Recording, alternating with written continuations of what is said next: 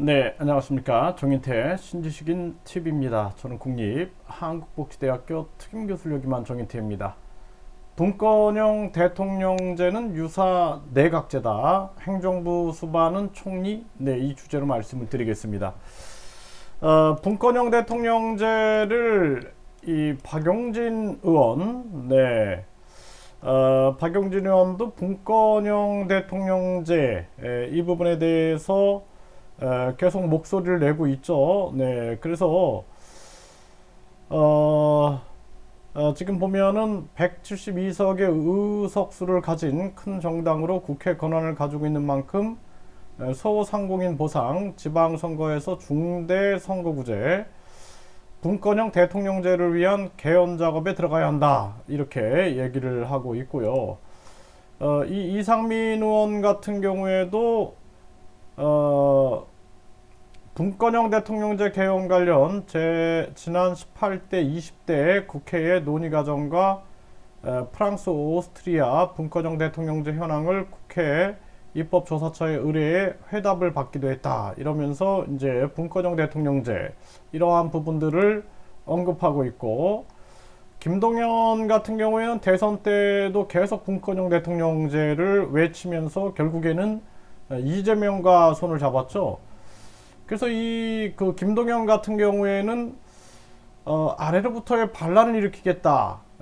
마치 서민 대통령 후보를 표방을 해가지고 나 훌륭한 정치인이구나 라고 생각을 했는데, 걸리는 게 분권형 대통령제였거든요. 그래서 우리나라 같은 경우에는 대통령 정부통령제로 가고, 그리고 삼권 분립을 철저하게 하는 것이 중요합니다.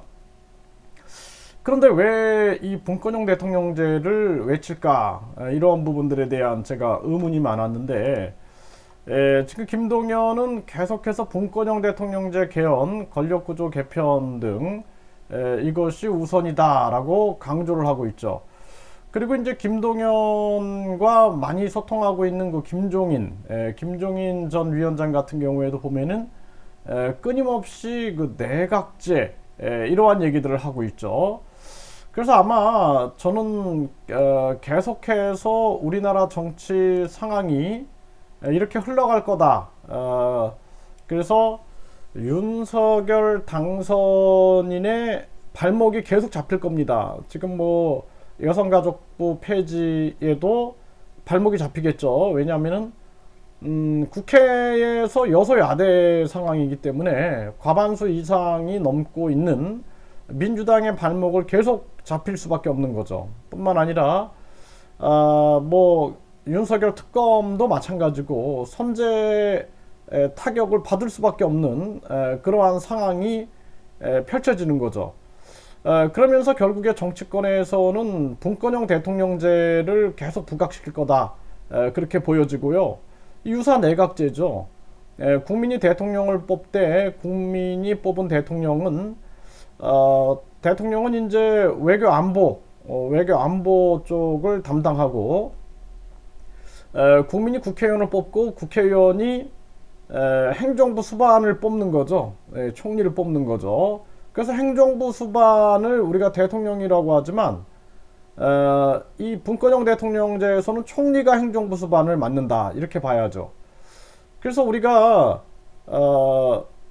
내각 장면 내각이라고 얘기를 하죠. 장면 윤보선 정부라고 얘기를 안 하고 장면 내각, 그러니까 장면이 실질적인 권력을 가지고 있었던 거죠. 그래서 윤보선 같은 경우에도 결국에는 그 문제점, 내각 책임제의 문제점, 이 문제점에 대해서 충분히 통감을 했던 그러한 발언들이 많이 있었죠.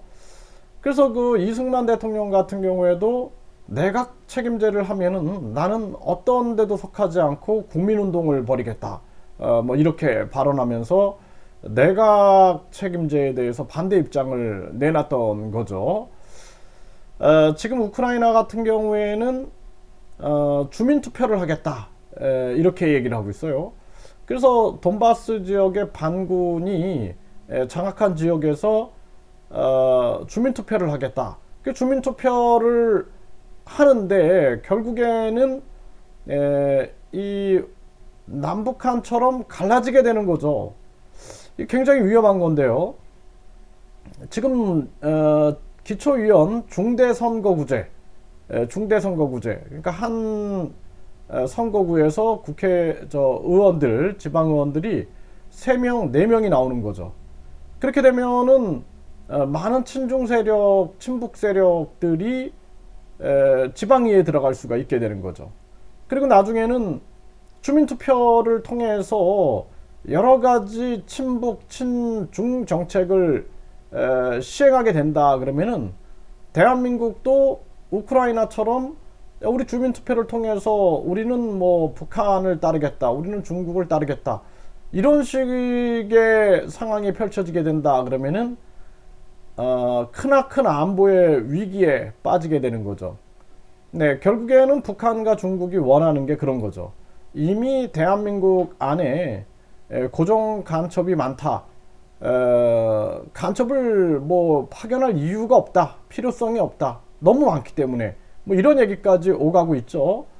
그런 정황에서 우리 대한민국은 미국처럼 정부통령제로 가고 철저한 삼권 분립으로 가야지, 그게 아니라 분권형 대통령제, 유사내각제로 가서 결국에는 행정부 수반을 총리, 그러니까 국회의원들이 총리를 뽑고 다수당이 총리를 차지하게 되고, 다수당이 없을 경우에는 연립내각이 만들어지겠죠.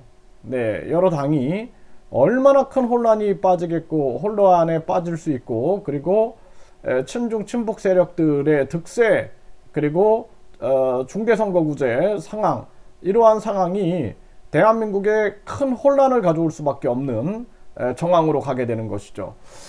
그래서 우리 국민들이 지금 상황이 윤석열 당선인이 이도 저도 못하는 상황 속에서 분권형 대통령제로 여야가 합의해서 몰고 갈 수 있는 정황이다. 이러한 부분들을 국민들이 정확하게 인식하고 개념을 잡고 있어야 됩니다. 그렇지 않으면은 우리 국민들은 모르는 거예요. 분권형 대통령제가 뭐고 내각제가 뭐고 행정부 수반이 총리가 돼, 그냥 이러다가 나중에는 점점 국민들은 살기 힘들어지고 국회의원들이 왕이 돼가지고 300명의 왕을 모시고 사는 정황이 펼쳐지게 되면은 그때서야 우리 국민들이 분노해 봤자 결국에는 이도저도 힘을 못 쓰는 그러한 정황이 펼쳐질 수 있다라는 것이죠.